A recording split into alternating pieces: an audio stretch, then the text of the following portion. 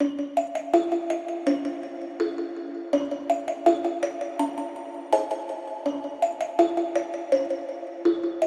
Christy. And I'm Kathy. And this is The Psychic And the Skeptic.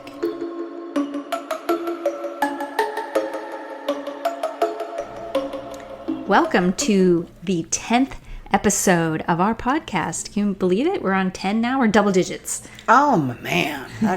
Well, actually, yes, I can believe it because I do recall us recording quite a bit. In fact, it maybe feels like 100 to me. Yes, and our episodes come out weekly every Thursdays at the witching hour, 3 a.m. if you happen to be awake at that time. Witching hour. So you'll see our episode first thing in the morning on Thursdays each week. So that's if your butt's out of bed at 3 a.m. But if not, it's okay. It'll still be there later. We are appreciative that you are coming back to listen, or if you're listening for the first time, we are the Psychic and the Skeptic. I am the Psychic. And I am the Skeptic, and we are going to be talking about near-death experiences as kind of an umbrella term because out-of-body experiences are very similar but fall within that category. And that leads to astral projection. Yes, that opens the door for us also discussing astral projection. So a lot of topics today on very similar things. So what is a near-death experience, Christy? Well, some sort of unusual experience where a person is basically on the brink of death, like on their deathbed. And then they kind of recover or pull out of it. And a lot of times they will report having some sort of memory of like either an out-of-body experience or going through a tunnel or seeing their life flash before them. So with a near-death experience, somebody is aware that they're about to pass, and this is where you hear stories about people seeing the light at the end of the tunnel, or a family member comes to greet them, but they're not necessarily floating over their body per se. Well, I don't think they know that they're going to die.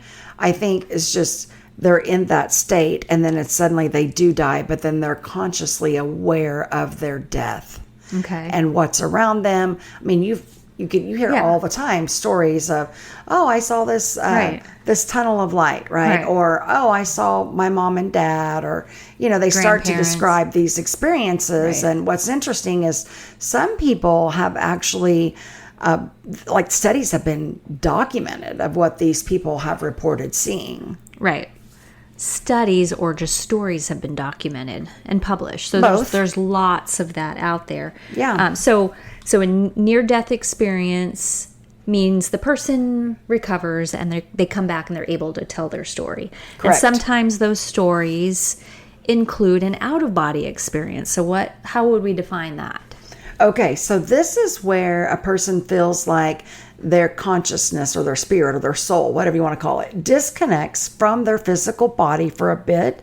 And sometimes they have the sensation of actually being outside of their body. So let's say, example, someone is having surgery done and they suddenly die, and then they see themselves lying on that operating table, and they see doctors and nurses and stuff working around on them, coding them. Right. It's like they're observing themselves from a distance. A third person point of view. Exactly. Right. Yes. So as a nurse, 25 years of experience working in the hospital, I've never had a patient explain to me that they experienced an out-of-body. And I've been there at the time of death or near death, but I've not had anybody come back and tell me that, hey, while I was asleep or while you all were working on me, I had this experience. So I'm really surprised in all that time. I've had some patients tell me paranormal stories where they thought they saw ghosts, but none of this out-of-body or near-death type experience. Do you think maybe that would have, if you would have had those experiences as a nurse, that maybe it would have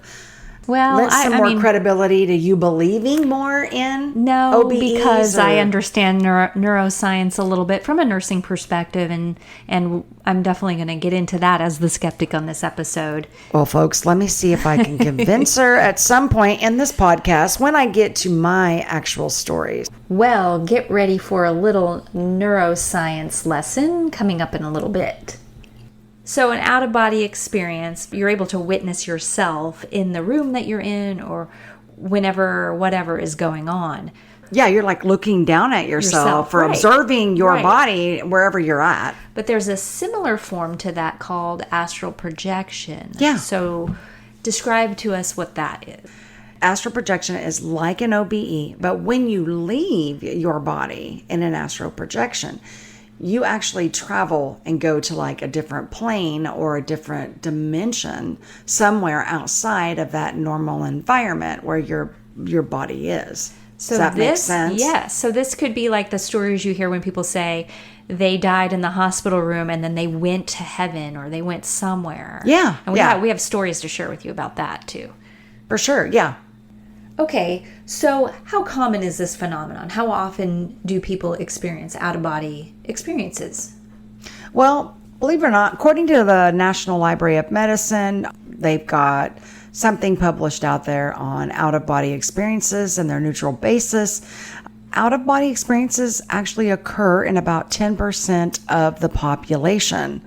But to date, only a few scientific investigations have even been conducted on these out-of-body experiences. 10% does sound like a big number, but I've seen an article that summarizes some of the research that's out there, because they did look into trying to figure out how are people experiencing this. So science has, and doctors have heard of these stories, so they wanted to look into what could the brain be doing to cause this type of an experience. But I wonder how they get that 10%, because that seems like a big number, right? Well, it sounds big, but if you're also thinking about the world population, really it's not that many. That would put, 10% of the population, that would be millions, I would think. But well, they say it's also, it's harder to actually, document it because these OBEs actually occur spontaneously, right? And they're very short and they don't happen really as often as what you would think. But then there were some studies where they were able to stimulate the brain in a way to elicit this type of a similar experience. But yeah, it's very difficult to do, and that would probably be risky going poking in there. Oh yeah. Can I borrow your brain for just a bit, please? I say that a lot. I need to borrow your brain when I have a question. But yeah. So let's go back and talk about where this all began. It's Parahistory time. That's right, Okay. because we are history nerds. So how far back do we go? How far back do these stories go? Where did this all begin? Well, it's mentioned in ancient Egyptian times even. So something I know about the ancient Egyptians is when they would prepare their loved one to go into the afterlife, they would put lots of jewelry gifts and helpers and just different things with them in the grave. They believed in an afterlife. Oh, yeah. They believed that that loved one would actually travel and go to... Yeah, so they needed all those items with them in their tomb. Yeah, to be ready for that different phase of afterlife. So that's mentioned in ancient times, also in biblical text. Not everyone believes in the Bible, and I get that, but there are a couple of mentions of where you had Elijah and Enoch. And so people would have had to have experienced these things to have it written down in something as old as the Bible. Yeah, there is in the New Testament of the Bible, there's some scriptures that mention, and I'll read this real quick from it, but it says, I knew a man in Christ above 14 years ago, whether in the body I cannot tell, or whether out of the body I cannot tell. God knoweth. Such a one caught up in the third heaven. So right there, he's mentioning a third heaven. That's a different dimension, a different realm. Okay. Then it goes on in verse 3. And I knew such a man, whether in body or out of the body, I cannot tell, God knoweth. 4. How that he was caught up into paradise, referring to heaven, that heaven again, and heard unspeakable words which it is not lawful for a man to utter. So Enoch and Elijah is who they are referring to. And in Genesis 5:24, it states, Enoch walked with God, then he was no more, because God took him. So this suggests that Enoch had an ascension to heaven, and he actually didn't die. This occurred, there was no physical death that happened. Then when we look at Elijah, in 2 Kings 2:11, it describes Elijah being taken up into heaven in a fiery chariot. the passage goes on to say, suddenly a chariot of fire and horses of fire appeared and separated two of them. Then Elijah went up to heaven in a whirlwind. So if we look at those ancient times, we've got the Egyptian beliefs, we've got biblical references that were mentioned. Okay, we can even move up into the 1800s, which we know mid 1800s to 1900s, you started to have this spiritualistic movement where more people were believing in, spirits and ghosts and things like that. They were curious about all of these things. Yeah. But in the 1800s, there is accounts of of course, subjective observations of individuals experiencing near-death. So, like word-of-mouth stories were shared starting around that time. Exactly. Yes. Now, when you start to get into the 1900s, you actually start to have studies and case reports that were being documented for these OBEs. One of these we can look at was Pierre Bonier's, and I think he's French. Yeah. Exactly. And my French is horrible. But he had a 1905 case. He was actually a head and neck doctor. Okay. Right. And otolaryngologist. Yeah, don't get me to lying or try to pronounce that. Otolaryngologist, yes. Right. But he had clinical observation of patients that had these vestibular disorders. Yes, thank you very much. That's movement, so that balance vestibular system is your balance. Yeah, and these people would actually say that they felt that their body or their body parts were like unevenly enlarged. Disproportionate. Yes, thank you for those big words. You were such a brain today. But so like the patient was feeling like their arm was just abnormally large. Yes. So they were feeling this. How were they envisioning this? Was this like? Well, according to Bonnier, when he documented this, he basically though thought that this was more medically related. Right. So, something neurologic was going on. And yes. So the spatial representation of the body part being abnormally sized is hyperschemasia. Yes. Right. And so it's not like he was really believing it was paranormal. Right. It was more medical on his end. And he started what we now know as the explanation for what an out-of-body experience is. Yeah, exactly. So, and in the mid-1900s even, you started to have books that were being written about OBEs. In fact, in 1918, you had J. Arthur Hill. He actually is the one that introduced the term of out-of-body experiences. Right, so they didn't even have it coined as a term until not at all. Mid-20th century. Right? But he wrote this book. It's called Man is a Spirit, and that's where he termed an out-of-body. Okay, and then you had another guy in 1943. His name is G.N.M. Terrell. He further popularized the term in his book called Apparitions. So word is getting out there, right? Yeah, publications, right? Yeah, pretty much. I mean, now, of course, these two authors, they obviously believed in the paranormal. Well, there's 1,001 books out there now, too. Oh, yeah. So more and more people are writing about these topics. I mean, even when you go to look at podcasts, right? Yeah. You type in paranormal and you've got like a ton of stuff that comes up. Yeah. So, but not many with a psychicandskeptic in it, I will add. No, that is true. But that's a good thing, right? So if someone goes to look for us, they can find us easier. Right. Yes. So, but yeah, you start to have these researchers and these parapsychologists who come in and they're very curious about out-of-body experiences and NDE even. Right. So, and we have some stories. We're going to get into some stories here too. Oh, yes, we will. So moving along the timeline here, what about late into the 20th century? We've talked about the mid-century. Mm-hmm. So you have this guy named Raymond Moody. Okay. Who comes about. He actually began to explore near-death experiences, and he actually brought OBEs into more of a public awareness. Now, you can Google search this guy, and a ton of stuff comes up. Yeah. He was a philosopher, a psychiatrist, physician, and author. And he was American, by the way. But he ended up, in 1975, he wrote this book, and it's called Life Afterlife, 7 Reasons to Believe in the Afterlife. And he became pretty popular and well-known because of this. So he ended up... And he's a scientific guy, being a psychiatrist and a physician, too. Oh, for sure, yeah. It's always interesting when you have medical folks. Yes, which is why he became so involved with this, because he did have this background, his medical background and psychiatry. Maybe neurology, maybe. I don't know what type of physician he was, but... I don't know either. I mean, I could probably, research that even more. But he started doing some studies, and I'm going to quote him. He says, "I don't mind saying that after talking with over 1,000 people who have had these experiences and having experienced many times some of the really baffling and unusual features of these experiences, it has given me great confidence that there is life after death. As a matter of fact, I must confess to you all honestly, I have absolutely no doubt on the basis of what my patients have told me that they did get a glimpse of the beyond." Well, I wonder why he's so convinced. What convinced him? Just they had a really good story?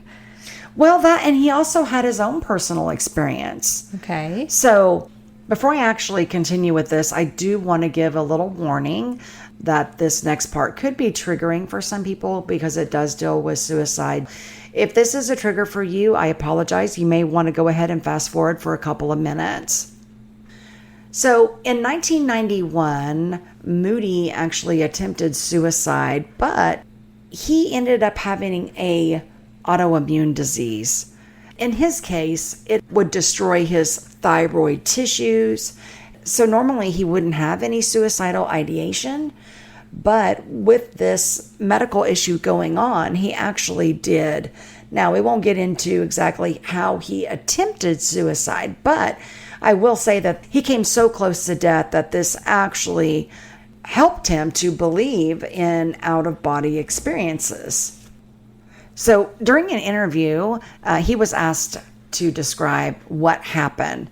So some of his words, I'll go ahead and quote him. He says, "I didn't have a life review or see my body from a distance, just more of a sense that I was beginning to be drawn over into some different framework. I felt like I got close enough to see the city limit signs," whatever that means. But yeah, I guess he was outside his town. Maybe. He says this world that we're in seemed very dreamlike. I felt like I was waking up like when you look at something on a high definition TV set. It looks more real than real. So I've heard that from other claims that people say where they end up, where they astral project or where they go, this other plane seems more vivid than our own current world. So I've heard that too. Yes. So like all the colors, all the smells, just more vibrant. Yes, everything just stands out so much more. I bet neurology could probably explain that a little more. But what you see comes from memory too. You learn, your brain collects visually. There's been people that have been studied not on near-death experiences, but that have had certain strokes or certain areas of their brain that were cut off, that were blind but didn't believe that they couldn't see because they still had some kind of visual communication going on in their brain. So they were blind but couldn't see. Yeah, so it's interesting that this would be more vibrant than what our brain knows visually from history. Unless and it really is real, and that's why. It's just very interesting. Unless, there's something chemically that could be going on that enhances the colors and the imagery that our brain is creating from this experience. And that makes me really wonder, if the soul is our consciousness, they're one and the same. And we disconnect from the physical body. Right. And consciousness is still one of those topics that actually is getting a little bit more attention these days from science. They want to really understand it a lot more, and it gets pretty complicated. But no, interesting. So what else did he have to say in that interview? Did they asked him? Well, one of the last things they asked him about cultural influences, and if the OBEs are the same or if they're different in different cultures or different parts of the world. Right, yeah, because I would think your memories and your life experiences might influence. Yeah, exactly. Yeah, exactly. He says, quote, "I've gone to China, India, Japan, Russia, Africa, North and South America, and everywhere people tell me the same basic things. The accounts aren't different, just the religious imagery." Ah, okay. So the experience is the same, except what they're seeing according to religion is different. If religion is brought into it, yes. Right. Interesting. So you could take someone, for example, who might be Buddhist, right? Or you could take someone that may be Protestant. Well, obviously, there's going to be a big difference in spiritual beliefs. And, exactly, and symbols and everything else. Right. So, who's greeting them at the gate? right. Is it St. Peter or is it, is it Buddha? exactly. And so... But they all had that similar... out-of-body type of experience. Right. And it makes me wonder, once our soul and our consciousness actually disconnects from our physical body, and we go to the other side or the other realms or heaven or whatever you want to call it, just how vivid would we see it then if we're disconnected from our brain? Well, that transitions perfectly into a little discussion about neuroscience and our brain and how our brain works. I'm sorry, did you say nerd science? No, neuroscience. Oh, neuroscience. My apologies. I had to throw that in there. Yeah, that's good. That was a good science. That was good. Every once in a while, but it's really interesting because when you talk about that separation from our body, it's exactly what a part of our brain is responsible for, is feeling our physical body. If you remember, in some of your science classes, you might have talked about, or if you've ever taken an anatomy course, there's different lobes of your brain. You've got the temporal lobe and the parietal lobe in particular. That's super important because there can be a misfiring that's occurring in that area, or maybe a decrease in blood flow that can cause us to have sensations like we're not connected to our body. So, well, that works if you're alive, but if you're dead, that ain't obviously happening. Yeah, we'll get into that. But no, it's super important because if somebody's having a problem in that area, it can look very similar to what people are describing as an out-of-body experience. Now, let me list for you some of the responsibilities of the temporal lobe.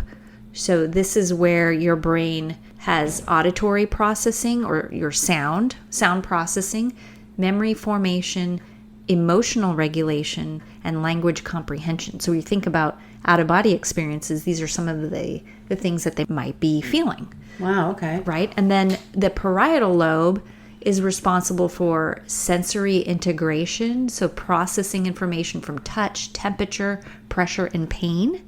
Spatial awareness, it helps with understanding the body's position in relation to objects around it. So this helps us when we're navigating or moving, just that knowing where we are in space. Right. The parietal lobe is also responsible for proprioception. So this allows us to sense where our body parts are without looking, which is important for coordination.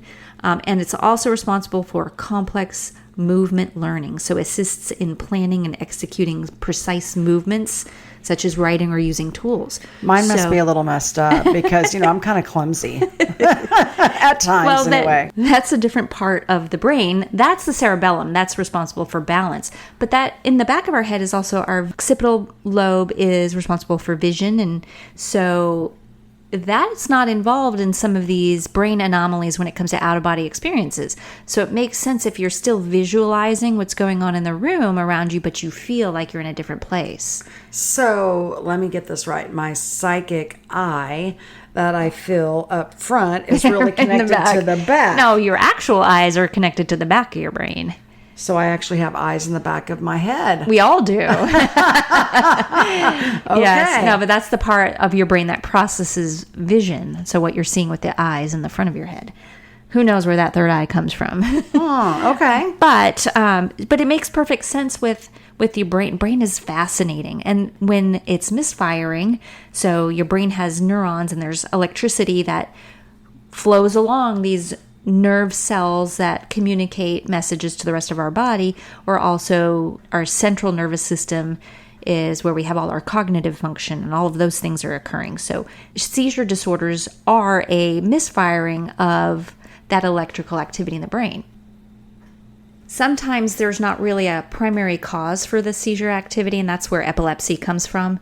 Mm-hmm. But other times seizures come about because of injury to the brain, some kind of trauma, which causes this misfiring of this electricity, or a stroke, or some other reason for a decrease in blood flow to that part of the brain. is how some neurologists are explaining these near-death or out-of-body type experiences. So all in that right temporal parietal junction of the brain. Makes perfect sense to me as somebody medical. So when you look at how common or how rare these out-of-body experiences are, if seizures can explain this, we know epilepsy affects about 50 million people in the world. And there's about 5 million new cases a year of epilepsy in particular. Now, that's not even counting all of the trauma or strokes or other causes for a misfunction in this part of the brain. And this can be temporary. This doesn't necessarily need to be like a permanent injury to the brain for this to happen. Somebody could pass out and then just have decreased blood flow to that area for whatever reason, and then have this near-body or out-of-body experience, near-death out-of-body experience, and completely recover from whatever happened and then never have that experience again. So it seems, there's a perfectly logical explanation. Sure, it could be a long shot in some cases. Maybe there is no damage to that area. Or in one particular case, there was damage beyond repair to this person's brain, yet they had a conscious awareness and memory of their near-death or out-of-body experience.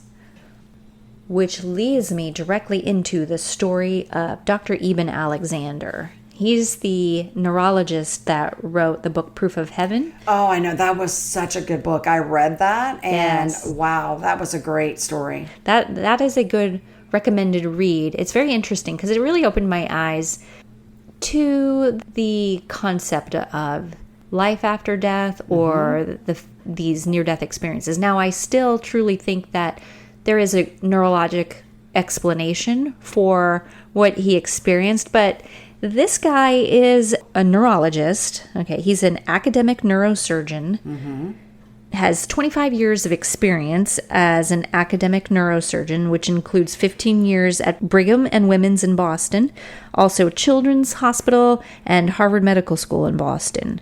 So he's a smart guy from some prestigious medical centers, but he also has a passion and interest in physics and cosmology, likely because of the experiences he has. So he's open in his book about being atheist, not having any religious beliefs or background, very scientific, never would have believed any of these stories had somebody brought them to him in his career.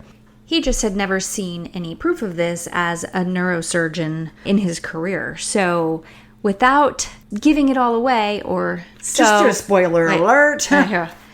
So, spoiler alert, if you want to read his book and don't want to know what happens, you might want to fast forward on this one too.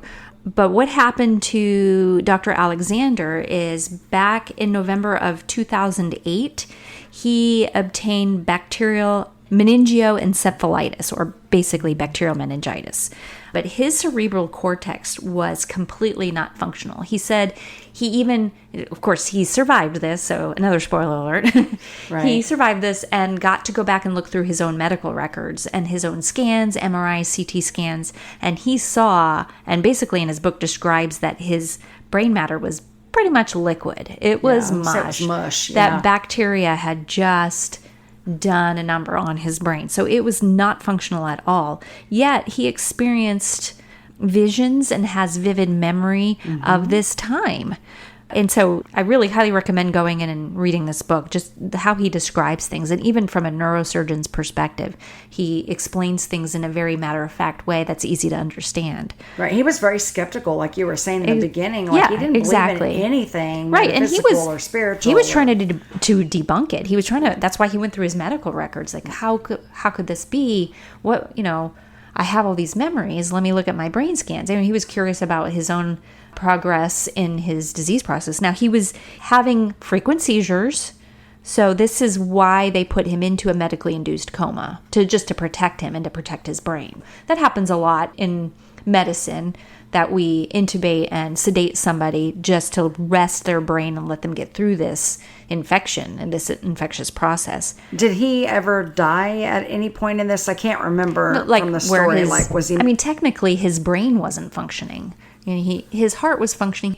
I'm not remembering if they declared him as brain dead, but his brain stem might have been all that was functioning, and that's when they consider somebody Well, when we lose the brainstem, that's when we consider somebody to be brain dead. So he probably still had function of that brainstem. So how long of a period did all this take place in? Do you remember?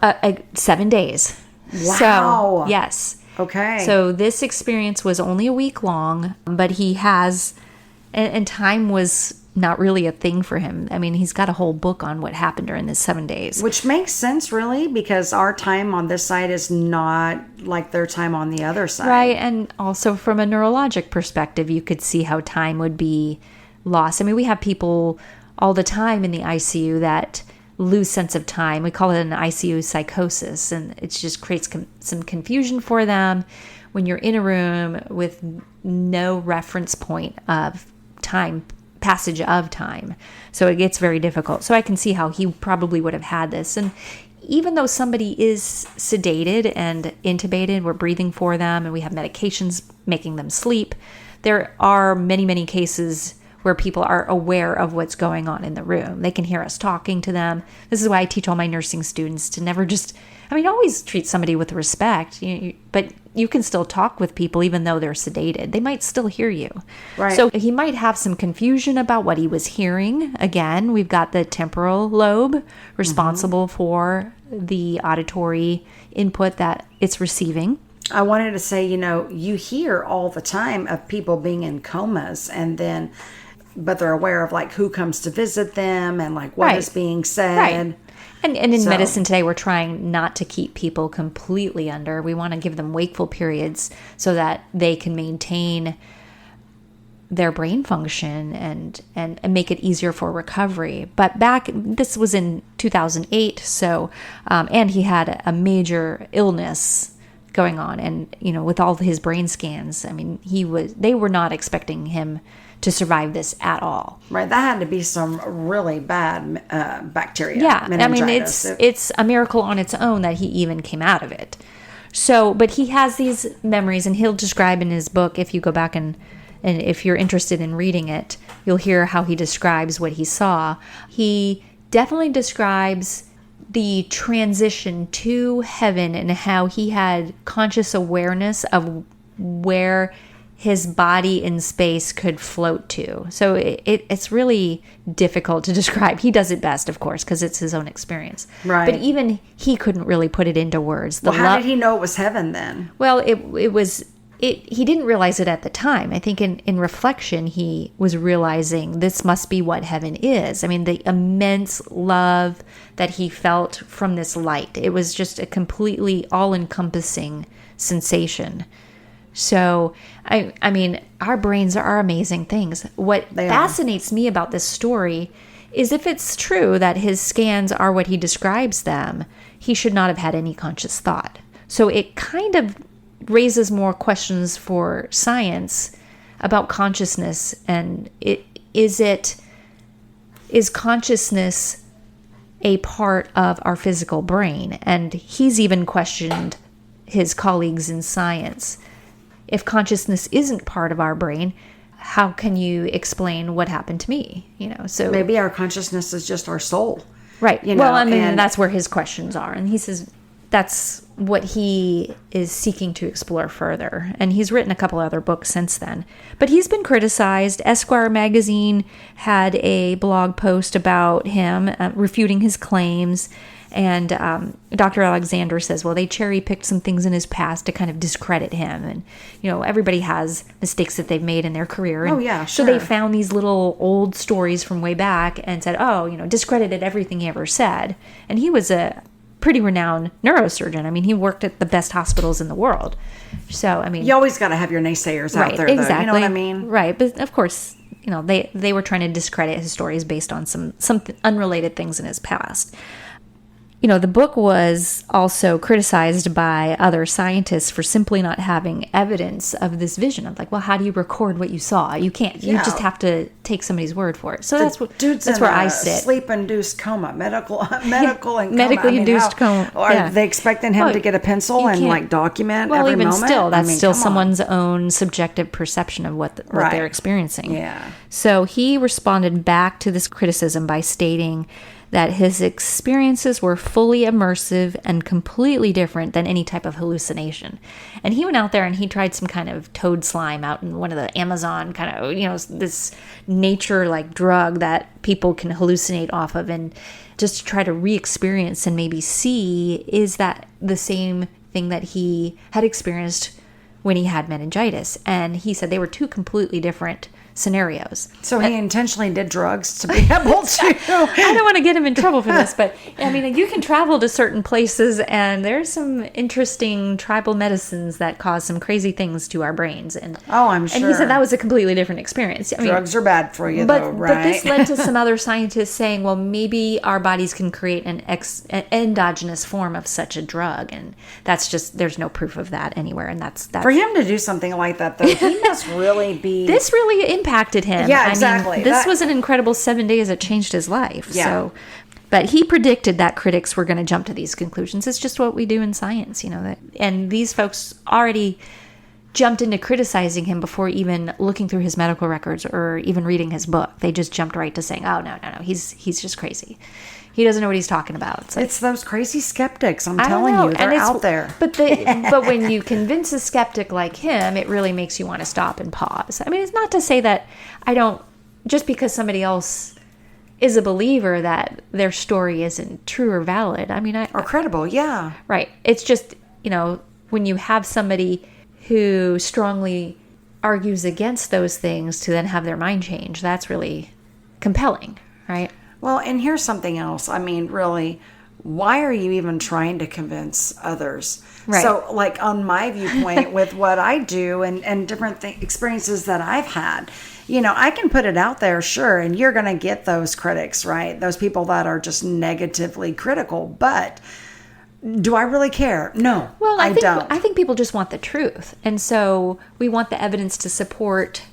It's not that we don't want it to be true as a skeptic. But there's just some things, though, that you're not going to have evidence for. That's what I'm saying. Plain and simple. Right. But that still doesn't mean that it's true. Well, I guess you just have to believe the source that it's coming from. Right. You just agree that we may never have the answers. Right. You just can't put everything into scientific form, and even if we do have a logical explanation, sometimes certain factors aren't present, yet somebody still has an experience. So basically then what is it, or what about someone who doesn't have an illness or a seizure, anything that would cause an OBE? Yeah, there's no medical condition, yet they still report that they have this experience. Well, I think the documented cases that explain this, like seizures and stuff, those were cases where that existed, but they've also done studies where they've stimulated that part of the brain and the person did have an experience. So that's the only time they've been able to replicate something like that in a laboratory type setting or in an operating room.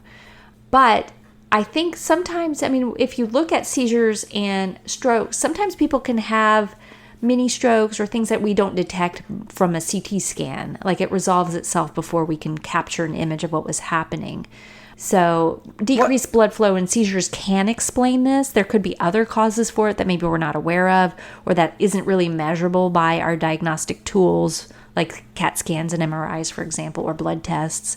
Some things resolve itself before we can get in there and capture evidence of it. Could it be like just a regular type, like common illness, like a bacterial infection, I guess, as far, not going to the extent of meningitis, but let's say bronchitis, or let's say, a high fever in some regard. If infection can be to the point where it creates some kind of inflammation, it has to have some kind of disruption to that area of the brain. So if you're talking about a common cold or the flu, you've got upper respiratory inflammation. And I've seen in my nursing career people with oral infections that spread to the brain, and perhaps this person, like if it's not been detected, maybe this resolved itself without realizing that it had gotten that far. Usually someone's pretty sick once an infection gets to your brain and crosses that blood-brain barrier. But yeah, that actually happened to my aunt. Yeah. She actually had something done that was a dental procedure, and it got infected, and it ended up killing her. Oh, wow. My dad actually found her 3 days after her death. Wow. Because he went to go check on her because he hadn't heard from her. And then, Well, there's evidence there, but we don't know if she had an experience, right? No, we don't. I'm just saying, I understand that those infections can be bad enough to actually, bring someone to the brink of death or to death. Again, if it, according to what we know in medicine, that could trigger an out-of-body experience, OBE or NDE, something would have to have misfired in that portion of the brain or cause some kind of disruption to the electrical activity in that part of the brain. Well, maybe that did happen to me, or maybe it didn't. I don't really know. I mean, I'll share my experience with what I had. And, you were talking earlier about how that the colors and different things can be so much more vivid. Right. And that's the thing that's pretty common across the cultures, too, is that vividness. Yes. And I experienced that, actually. So to give you a little backstory on it, to understand where we're going, I was very sick. I'd come down with a case of bronchitis. It was real bad, almost probably to the point of going into pneumonia. I was running a really high fever, so much that I'm like, I might have to call 911 to get an ambulance to come get me. How high was that fever?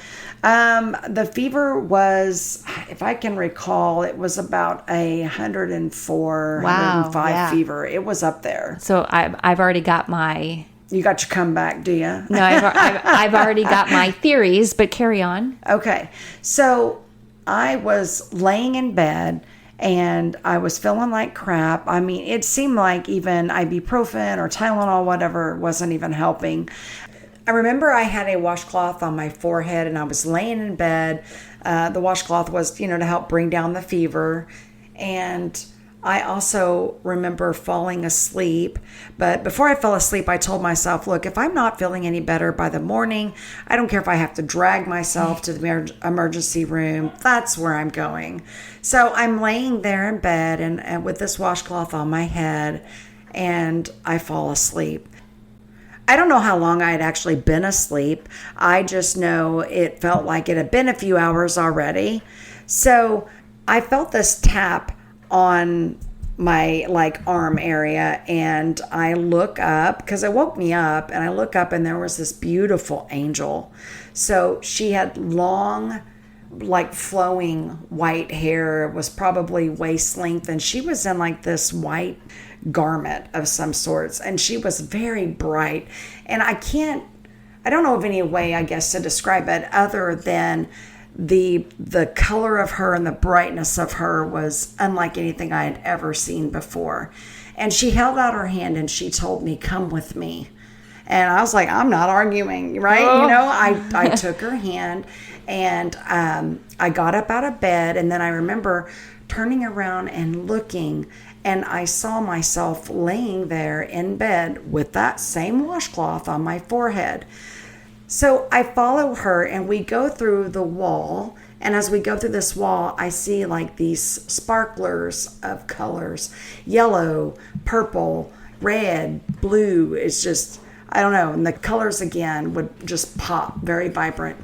And so the next thing I know, we're in this space and time. I don't even know where we were at, but everything was so bright white. It was just beautiful, and I felt so much peace and love, and just this peace, this calmness. Yeah, that's the same thing that Dr. Alexander had described too. Yeah. Very similar. But I didn't see a tunnel. I didn't, I went through this tunnel of light or whatever. I didn't experience that. I just remember, after going through this wall and seeing those sparkles of colors, we're in this wide open room, and kind of diagonal to my right, there's this arched doorway, and we headed over that way. And I remember the angel a few feet from the door. She told me to stop, and inside this doorway, kind of guarding the doorway, there was this another angel, and this angel had like shoulder length hair and the same like brightness as my angel. I call her my angel. And my angel begins to talk to this other angel, and I happened to peer into this room in this area. And inside there were all these different souls. They were like these white, best way I can describe them is like these white lights, but they were in the form of people.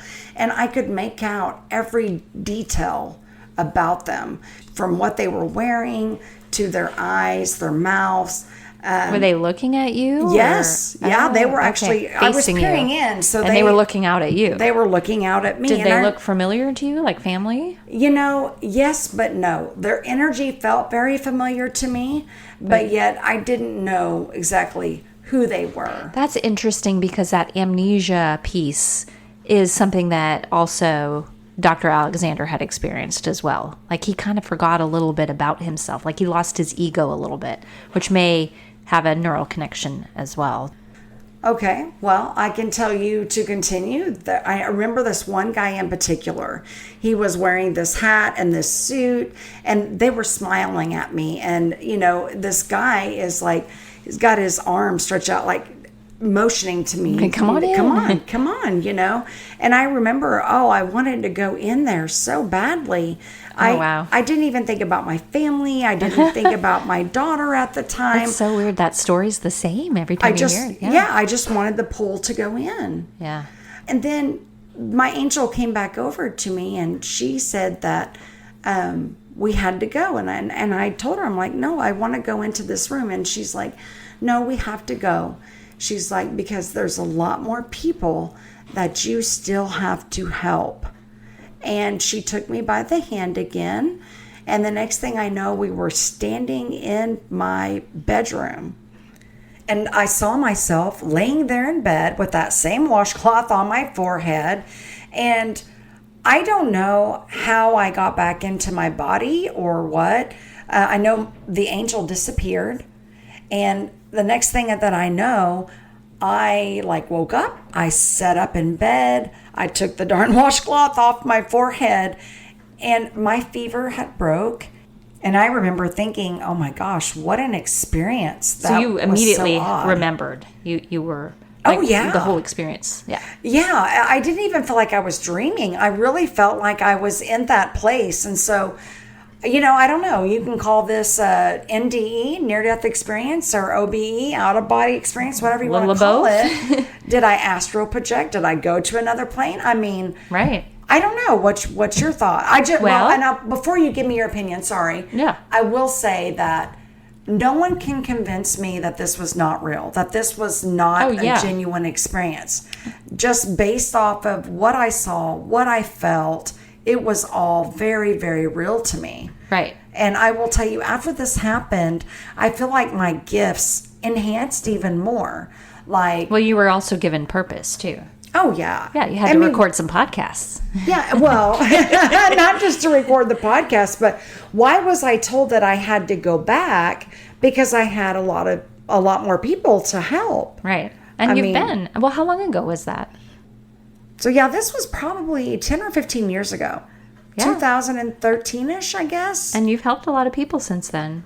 Between for sure. Readings and what you do for work and just the souls that I help cross investigating over and doing investigations. So it's more than just that. You have more purpose and being a friend too. Oh, well, thank you, bud. Same here. Well, I'm glad you made it through that. But I mean, you're right. I think there could be a logical explanation, especially when you mentioned the fever, because febrile seizures are a real thing. And usually that's in an infant, but it's not impossible in adults as well.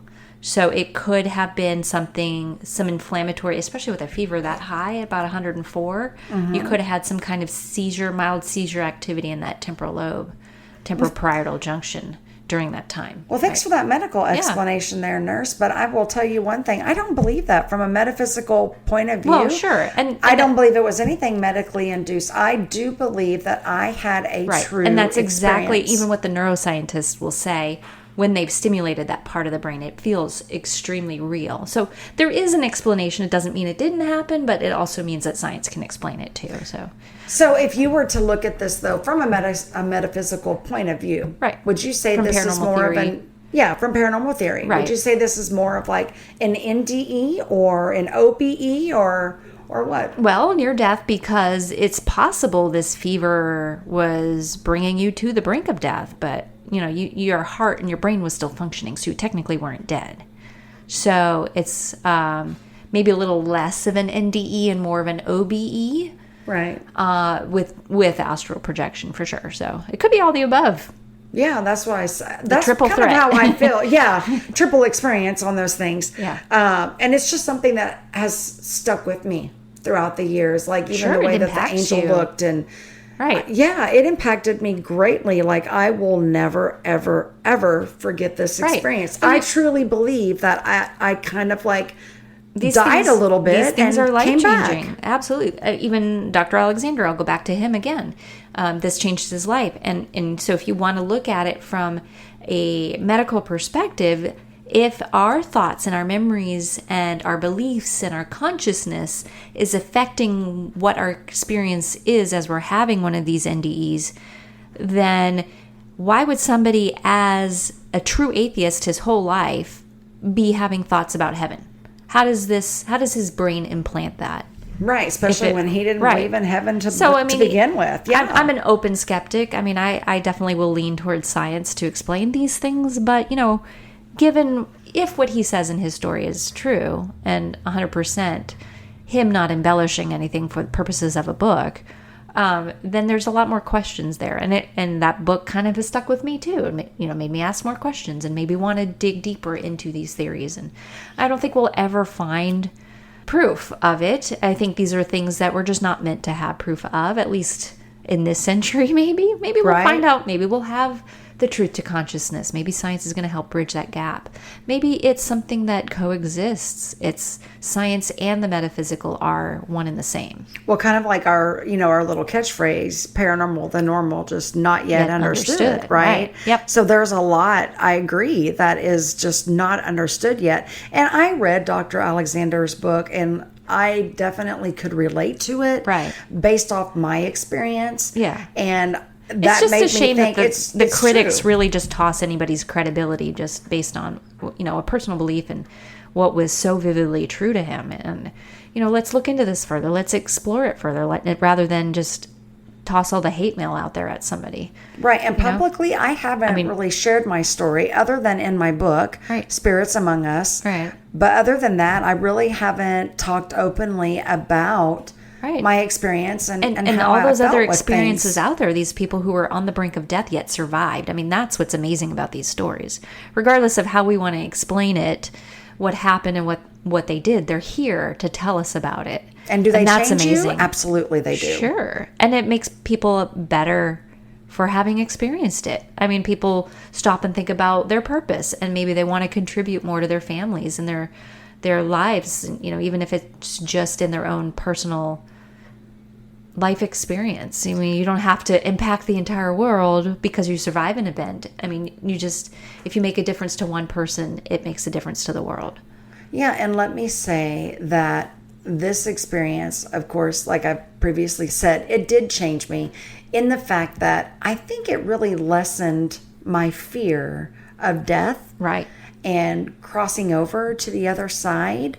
Now, I think a lot of people have fear of death because of, painful going out, in a painful way. But like this really reduced my fear of death and what awaits us on the other side. Your brain protects you in that state too. I mean, that is something that science also confirms, that sometimes you don't feel pain in the moment of death, depending on what happened to you, of course. But there are protective measures that our brain goes through for us. So it's an amazing organ. I mean, it's so complicated. There's so much we don't know, so many questions we still have about how our brains work and whether there is some kind of metaphysical connection when it comes to that. So the story's not over.